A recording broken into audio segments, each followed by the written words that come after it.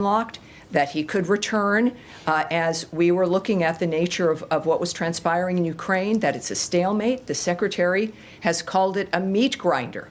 Hundreds of thousands of people dead, and the carnage not stopping. It's a stalemate that where both parties have to be brought to the table to end it. We also had terrific success, as I mentioned in my opening, at the UN. It's a stalemate that where both parties have to be brought to the table. A three-paragraph statement about ending the conflict passed without opposition in the Security Council, which is a statement from those members, but also from the UN in general.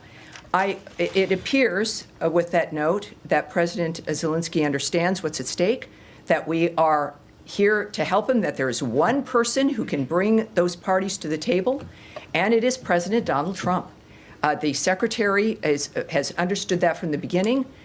This is a united understanding that this has got to end, and these are men who understand what America can do to help that come to an end. And I would believe, with what has been said before, that in fact, if the President and the Secretary believe that President Zelensky is serious and that we can move forward, they have stated, in fact, that we would. So we look forward to that. And Saudi Arabia? What about Saudi Arabia? Is it contemplated that the Secretary would be attending? I cannot comment, certainly, on issues that either have been discussed in a diplomatic framework or arrangements that might be implemented regarding these kinds of diplomatic negotiations or efforts. So I'm sorry, but I can't do that. All right, yes, sir, in the back. Tom Bateman from the BBC. Thank you for starting the briefings again.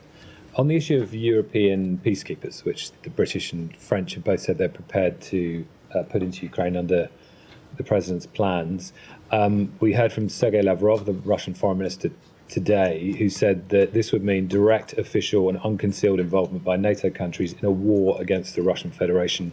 There is no room for compromise, and this is an overtly hostile aim. Do you have any concerns about that? Well, I don't comment on remarks by leaders or foreign ministers of other countries. I'm here to represent the Department of State and Secretary of State Marco Rubio. What I think the people of the world should note is the choices that are made by Secretary Rubio, by President Trump, and the actions that we take to implement our commitment to peace. Yes, ma'am, in the back. In the pink. Thank you. Thank you very much, Tommy. I'm Jenny Bak with the USA Journal, Korea. I have two questions. First question, President Trump pointed out in his State of the Union address that South Korea has imposed tariffs 4 times higher.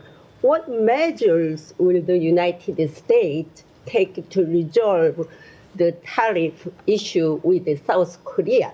Second question. Last week, the North Korean Workers' Party secretary visited Russia and met with President Putin to upgrade the level of the Russia and North Korea alliance. Does the United States believe that the North Korean troops should withdraw from Russia to end the war between Russia and Ukraine? Well, thank you. Yes, thank you. I really can't remark on issues of the North Korean relationship with Russia at this point, or that particular regional effort or action that may have occurred. So that's not something I can remark on right now. I certainly, for both of your questions, will go back and talk to the Secretary, mention to him, as I have and as I've pledged to many of you who I met earlier in our bullpen here, that part of my goal is to make sure that not only do I have a good broader view of what interests all of you, but to make sure that the Secretary knows as well.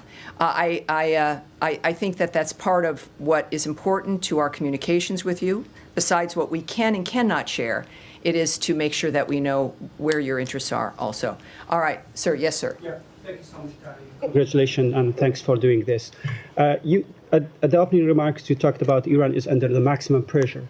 So I have a question related to that. And I'm sorry, what is your outlet? Yeah, my name is Diyar Kuda. I'm working for Rudaw Media Network. It's a Kurdish Alrighty, TV. alrighty. So Iraqi Maximum pressure. Yeah, Yes. Iraqi sanctions waiver for Iran gas imports expires on March 8th, which is the day after tomorrow. Have you renewed this sanctions waiver, or do you intend to renew that sanctions waiver for 120 more days? And I have the second question. Do you want me to ask now or after you? Well, let me answer that question, because I see my staff standing up by the pillar, because I don't tend to keep track of certain things, but like time. But here's what I can tell you. The Iraq sanctions waiver, as you've noted, for Iran gas imports expires on the 8th. And we have, at this point, as you might imagine, we have nothing to announce with regards to the current electricity waiver that expires on the 8th. In line with National Security Presidential Memorandum Number 2, we are reviewing all existing sanctions waivers that provide Iran any degree of economic or financial relief. And we are urging the Iraqi government to eliminate its dependence on Iranian sources of energy as soon as possible and welcome the Iraqi Prime Minister's commitment to achieve energy independence. Hopefully, the United States is leading the way when it comes to that kind of an Yeah, and approach. my second question- All right, are we wrapping up here? I think we are. One in We will do this Africa? again on Tuesday, unless circumstances change that. One last in But- Africa, please. Someone wants one last. See, this is going to happen. It's like No, one just last. one in Africa. All right, hold on. Africa. One last in Africa. Thank you. Yes, Africa. Let's do it. Thank Thank you. We you. have a lot of interests in that continent, so thank you. Yes, ma'am. Yes, thank you. So, thank you. Yes. My name is Hariana Veras, and I'm with TPA. Recently, I asked President Trump about his interest in joining the effort of the president of Angola, President João Lourenço, who is mediating the conflict between DRC and Rwanda, if he would be interested to join the efforts of Angola to bring peace to DRC. He said that the situation in the DRC is a very serious situation. But we have also seen that in this first 100 days of President Trump, he's making some movement.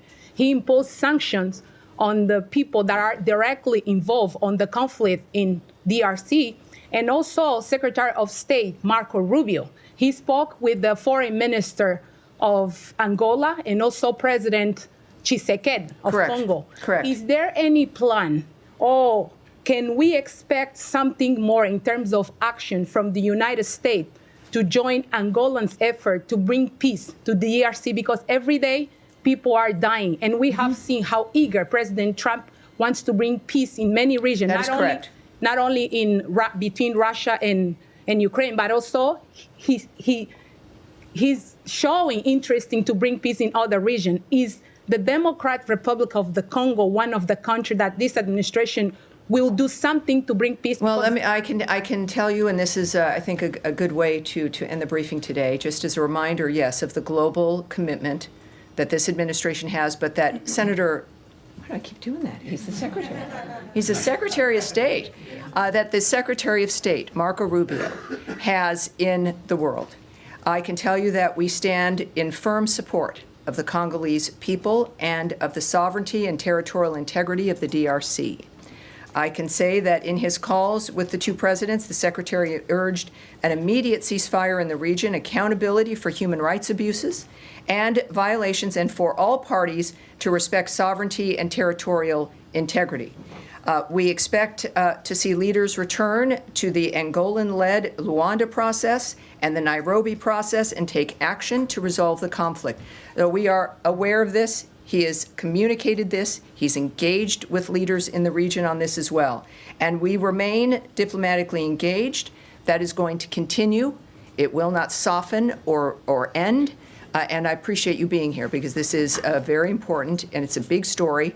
Might not get as much coverage in the media, but there's a lot of problems here in the world, and the Secretary is committed to solving them, as is the President. So it is a team and a whole of government understanding that our world here at home needs to change and reform, and the way that the world is unfolding now with its conflicts, that needs to reform as well. So the DRC, thank you. All right, everyone, thank you very much. I'll see you on Tuesday as well. Thanks for being here. Thank you. Appreciate it. Thank you.